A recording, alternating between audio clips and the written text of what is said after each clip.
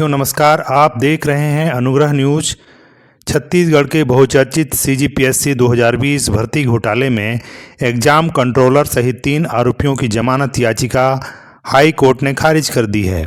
मामले में justice BD. गुरु ने एक बार फिर कहा कि जो प्रतियोगी परीक्षा के प्रश्न पत्र लीक करता है वह लाखों युवाओं के भविष्य से खेलता है। यह कृत्य हत्या से भी गंभीर अपराध है। हाई कोर्ट ने कहा कि प्रश्न पत्र लीक कर पीएससी जैसी प्रतिष्ठित संस्था को शर्मसार किया गया है। मामले के आरोपी बाढ़ द्वारा फसल खाने जैसे उदाहरण हैं। इसी टिप्पणी के साथ कोर्ट ने एग्जाम कंट्रोलर और 2 आरोपी टामन सिंह के भतीजों की बेल खारिज कर दी।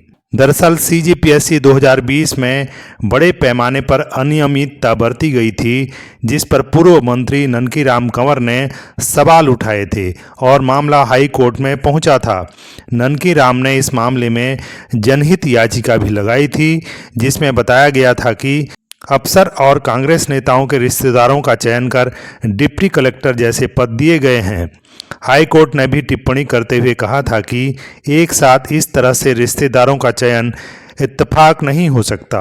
हाई कोर्ट ने भर्ती की जांच के आदेश भी दिए थे। हाई कोर्ट के आदेश के बाद राज्य में सत्ता परिवर्तन हुआ, तब इस मामले में भ्रष्टाचार निरोधक ब्यूरो और आर्थिक अपराध शाखा एसीबी ईओडब्ल्यू ने 2 अलग अलग एफआईआर दर्ज किए। फिर बाद में मामले को सीबीआई को सौंप दिया गया।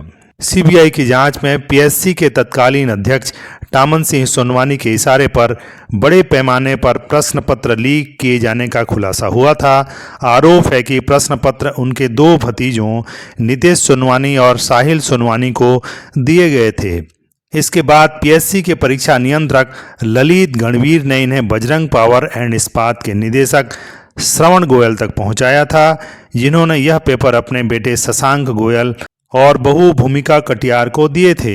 इसी आधार पर सभी ने डिप्टी कलेक्टर और डीएसपी जैसे पद हासिल किए थे।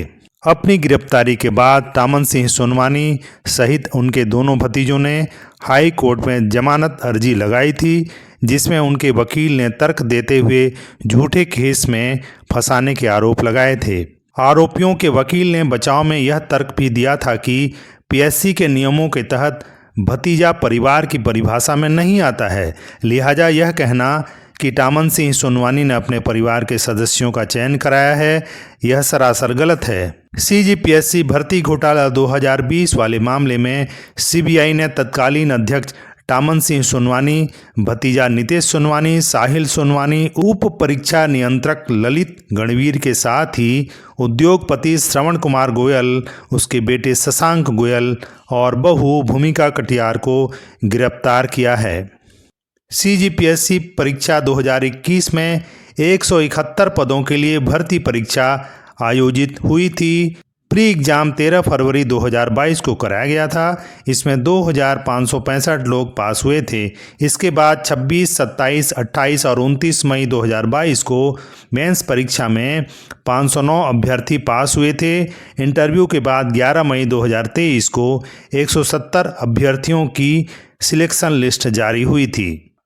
अब छत्तीसगढ़ हाई कोर्ट ने तीनों आरोपियों की जमानत याचिका खारिज कर दी है और इस मामले में जांच अभी भी चल रही है। ये जानकारी आपको अच्छी लगी हो तो चैनल को ज़रूर सब्सक्राइब कर दें, लाइक भी करें और साझा भी करें। धन्यवाद।